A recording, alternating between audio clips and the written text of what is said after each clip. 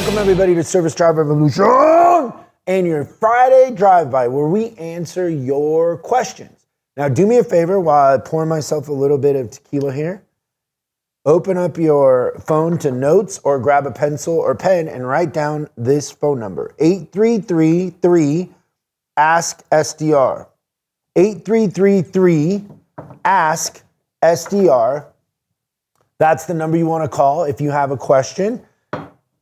Not only will you probably be helping the community at large if you call in a question, because there's probably people out there wondering the same thing, but also we will send you a SDR swag bag of stuff you can't get anywhere but by calling in 8333-ASK-SDR. And we have a couple great questions today that I'm pretty excited about, so let's get right to it. I am a service manager that just recently inherited a store a few months ago, and I was discussing with one of my service advisors about the fact that his penetration of sales of preventative maintenance was considerably lower than the other advisors I have in the store. So we were having a conversation, and during the conversation I, kind of questioned him, why do you think your preventative maintenance penetration is much lower than everyone else? And he looked at me and he said, I am afraid to sell preventative maintenance to customers because I'm afraid that they're going to give me bad CSI scores for my surveys. Okay, Ron, so I need to kind of establish just the basic architecture of how a service department works, and then we'll talk about the individual advisor after that. So the thing that we want to understand is in the good old days, way back when, the customers pulled right in the shop and they talked directly to the technician. And that became ineffective for a couple reasons. One is that technicians weren't efficient because, they're helping customers and working on cars.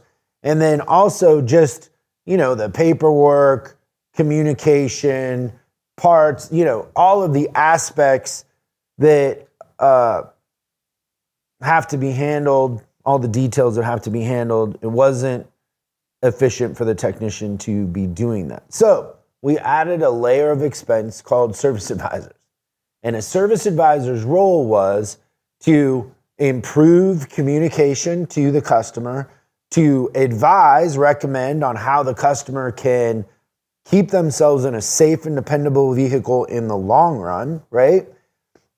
And communicate with the technician, coordinate, paperwork, accounting, all of those things to keep the technicians in the back doing the thing that makes us money, which is turn hours.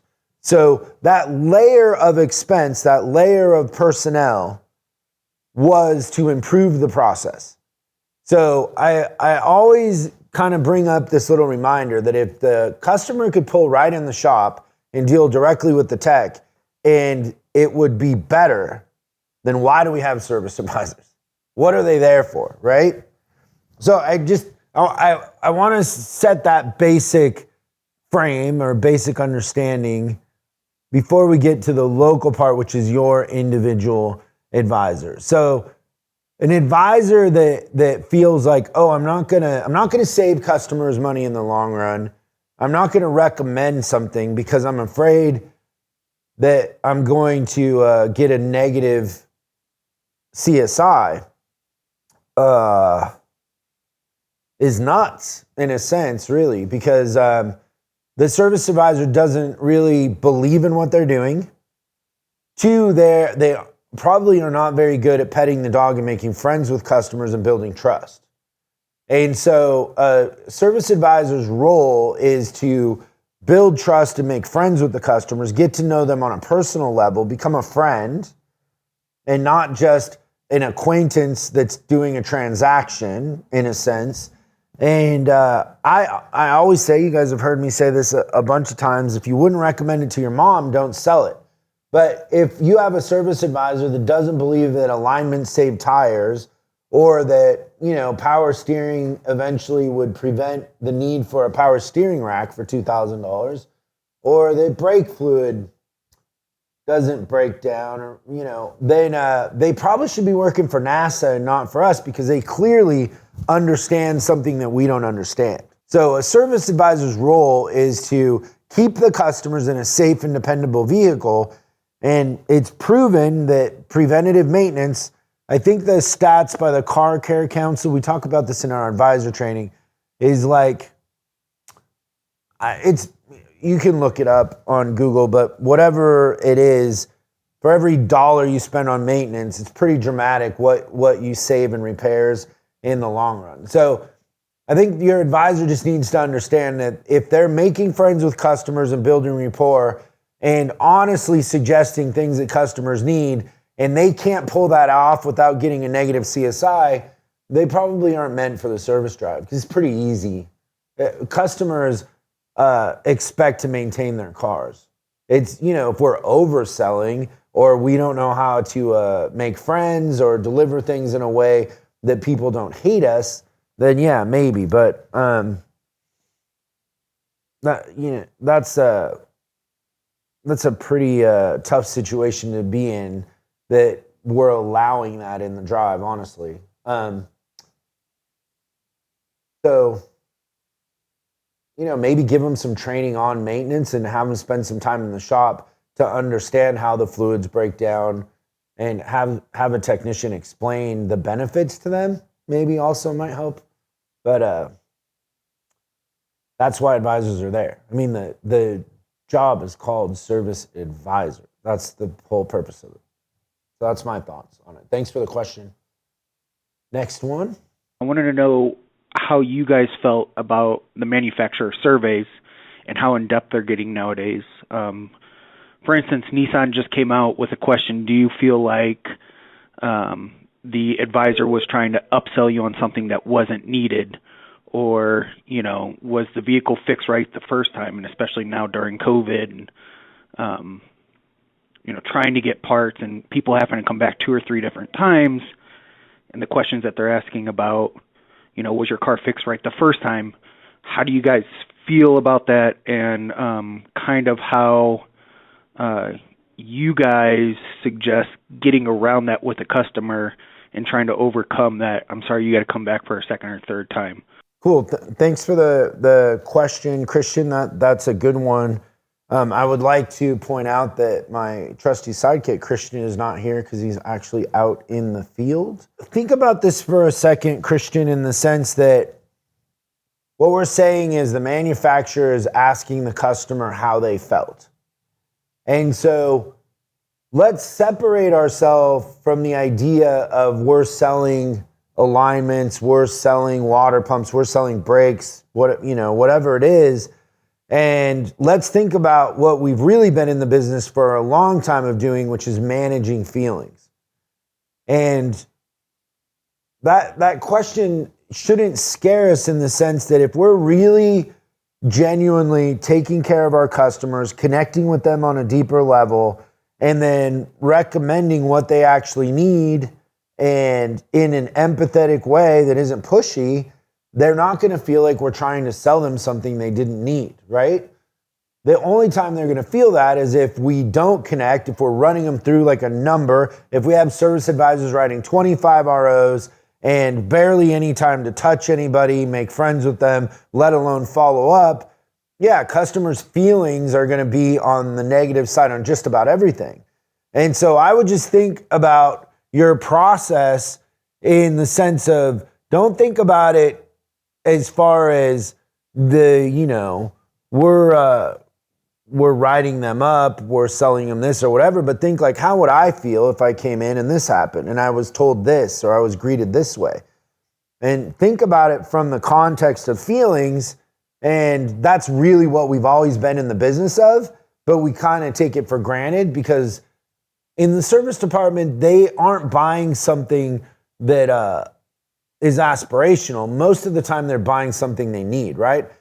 Customer comes in on the hook on a tow truck, they have to fix it, or they're going to take it to a junkyard. So understand that when they come in for maintenance, they kind of have to maintain it, right? When they come in for brakes, diagnosis, anything else. They kind of have to. And so we have a captive audience in that sense. And I think that has caused us over the years to take for granted the fact that we're actually in the business of managing expectations, feelings, emotions. And we probably as an industry could do a better job there. So maybe go through your process, or have your wife go through the process and give you a unbiased opinion of how different things in the steps made you feel or made them feel, and manage feelings. But it's probably at the end of the day a good question, not a bad one in my opinion. And then you asked a question about how do we manage fixed right. I think customers understand that there's issues with parts. And once again, we're managing expectations and feelings. And so I've seen more than a couple times in my career that we totaled a customer's car and the advisor still got perfect CSI because of the relationship the advisor had with the customer. And that just to me is proof that if the advisor has equity and has built trust over time, and our processes support that, it's real easy to say, hey, Nissan's going to reach out to you and they're going to ask you if this was fixed right. Fixed right means we had the part. We don't have the part, so we don't have the opportunity to fix it right. So please answer the question accordingly.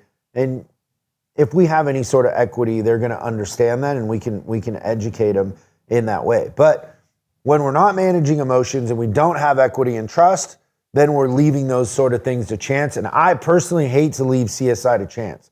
I want to do everything I can in the process to endear the customer to us so we have equity and they like us, versus it's just an exchange of, a commodity for money.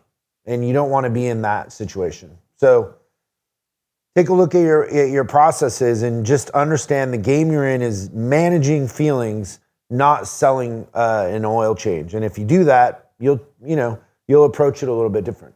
Great question. Thank you so much. Thanks everybody for that. Remember, the number is 8333-ASK-SDR if you have a question, and we'll see you again real soon on Service Drive Revolution. Thanks for watching this week's Drive By. I hope we gave you something to think about over the weekend. We're uploading new stuff every day, so make sure you subscribe and click the bell icon so you don't miss out.